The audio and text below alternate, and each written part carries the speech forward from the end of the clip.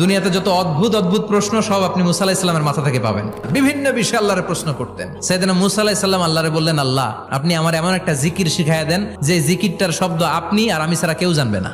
দিনে রাতে সব সময় এই জিকির আমি করব, আপনারে ডাকবো, কিন্তু শর্ত হলো এই জিকিরটা জানবে শুধু আপনি আর জানবো শুধু আমি। আল্লাহ বললেন, মুসা পড়ো লা ইলাহা ইল্লাল্লাহ। মুসা আলাইহিস সালাম কয়, মাবুদ এটা তো জাতীয় জিকির, সবাই জানে। আমি তো চাইছি এক্সেলেন্ট একটা জিকির, কারো কাছে নাই, শুধু আমি জানবো আর আমি পড়বো। আল্লাহ বললেন, মুসা এই লা ইলাহাকে যদি এক পাল্লায় রেখে দাও, তাম বিশ্ব, 7 আকাশ 7 জমিনটারে তুলে যদি তুমি আরেক পাল্লায় রেখে দাও, লা রাজাহাত কাফাতু লা ইলাহা ইল্লাল্লাহ, মুহূর্তের মধ্যে লা ইলাহার পাল্লা ভারী হয়ে যাবে।